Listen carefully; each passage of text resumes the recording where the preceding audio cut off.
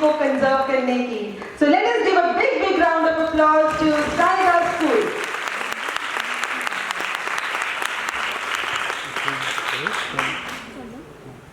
Can start. मेरा नाम बबलू चौहान है।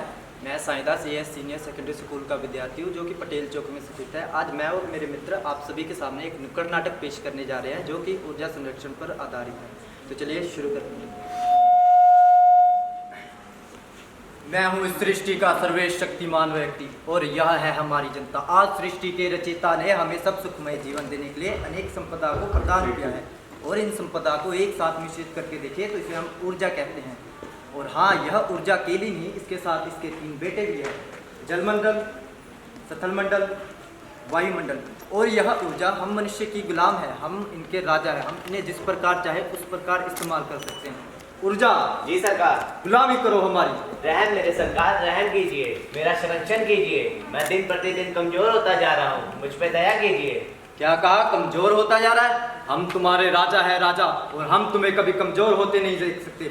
स्थलमंडल, अरे ओ स्थलमंडल। जी सरकार। तुम मुझे कोयला दो जिससे कि हम पावर प्लांट लगाएंगे और बिजली पैदा करेंगे। सरकार, आप मेरे हिस्से के 3/4 कोयला तो पहले ही हजम कर चुके हो। अब केवल 1/4 बचा है जो संग्रहालय में सजाने के काम आएंगे, ताकि आपके आने वाली पीढ़ी को यह पता चल सके कि पुराने जमाने में कोयला भी एक पदार्थ हुआ करता था। क्या कहा? कोयला खत्म होता जा रहा है? अरे कोयला खत्म होता जा रहा है तो क्या हुआ? तुम्हारे अंदर अनेक खनिज पदार्थ है, उसमें से हमें कोयले को छोड़ो, पेट्रोलियम, गैस, तेल दो और हमारी मांगों को पूरा करो। अरे आप मेरे खनिजों के पीछे क्यों पड़े हो? आपको पता भी है कोयले और पेट्रोलियम को बनने में 10 लाख साल लगते हैं। आप मेरे सिवाय कोई और खनिज क्यों नहीं ढूंढते? क्या कहा? कोई और खनिज? तुम्हें दिखता है कोई और खनिज जो कोयले से सस्ता और टिकाऊ हो सके? मुझे तो ऐसा कोई और खनिज नहीं दिखता। अगर तुम्हें दिखता है तो दिखाओ मुझे। सरकार इसे देखिए, ये मेरा बेटा वायुमंडल। अरे क्या कहा? वायुमंडल? अब तुम्हें वायुमंडल में कौन सा खनिज पदार्थ दिखने लग गया है? अरे सरकार, इसकी सौर ऊर्जा और पवन ऊर्जा क्षेत्र के विकास के लिए 12 मास रहती है। अरे मूर्खों जैसी बातें मत करो। तुम्हें पता भी है अगर हम वायुमंडल का उपयोग करके हम सभी यंत्रों को लगा भी देते हैं तो इसका पेबल पीरियड कितना ज्यादा आ जाएगा। वैसे भी हम मनुष्य अपने कदम वही रखते हैं जहां मुनाफा हो मुनाफा, मुनाफे के सिवा हम अपने कदम कहीं और नहीं रखते। मैं जा रहा हूं और तुम लोग अपने काम पर लग जाओ। चलो।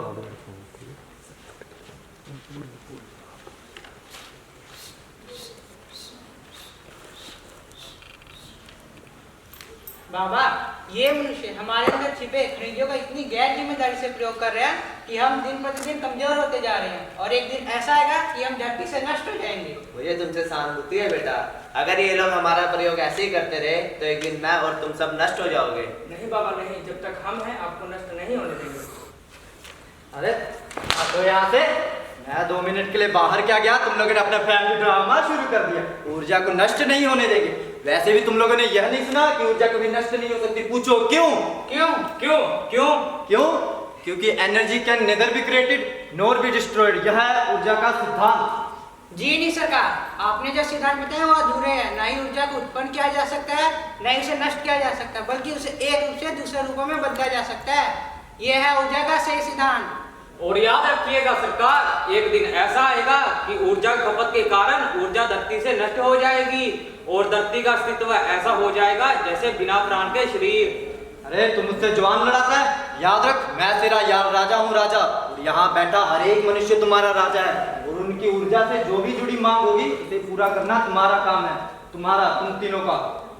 और हाँ, ये जो ऊर्जा की कमी हो रही है इसे जल्द से जल्द पूरा करो। मैं जा रहा हूँ।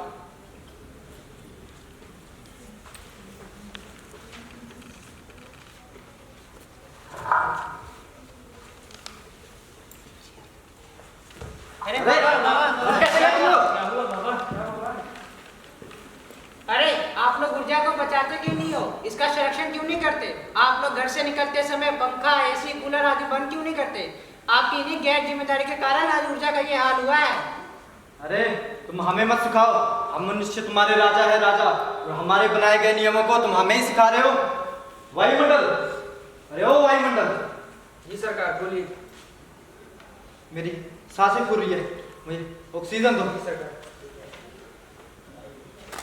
तुमसे ऑक्सीजन मांगा था, ये तुम्हारे ऑक्सीजन की गुणवत्ता को क्या हो रहा है? इसमें दिन प्रतिदिन कमी क्यों आती जा रही है? हमें पता भी है वायु हमारे लिए कितना जरूरी है। अगर यह नहीं रहा तो पृथ्वी पर ना ही इंसान ना ही जीव जंतु इन सब का अस्तित्व मिट जाएगा। यह हमारे लिए प्राणदायी है, प्राणदायी। सरकार, आप जो बड़े बड़े इंडस्ट्रीज और पावर प्लांट्स में से जो गैसेस छोड़ रहे हो, इसीलिए मेरा तापमान भी बढ़ रहा है।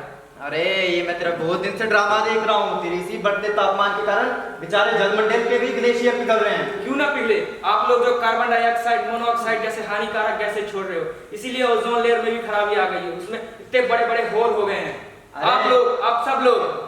अरे ओजोन लेयर में इतना ही होल होता जा रहा है ना। एक काम कर, खाद्य पट्टी उठाओ, लगा दे उसमें। अरे सरकार, ये कोई प्लास्टिक का टुकड़ा नहीं है जो इसमें खाद्य की पट्टी लगा दो। आपको अंदाजा भी है, जो ऊर्जा आपको 1000 सालों में प्रयोग करनी चाहिए थी वो 100 सालों में कर दी है, और जो 100 सालों में करनी चाहिए थी वो 10 सालों में खत्म कर दिया। आप लोग ऊर्जा की खपत को कम क्यों नहीं करते हो? अरे क्या यहाँ से तुझे पता भी है, हम मनुष्य दिन प्रतिदिन उन्नति करते जा रहे हैं और एक ऐसे दौर में प्रवेश कर रहे हैं जहाँ ऊर्जा की बहुत ही जरूरत होने वाली है। उस जरूरत को पूरा करना तुम लोगों का काम है। चलो और काम पर लग जाओ।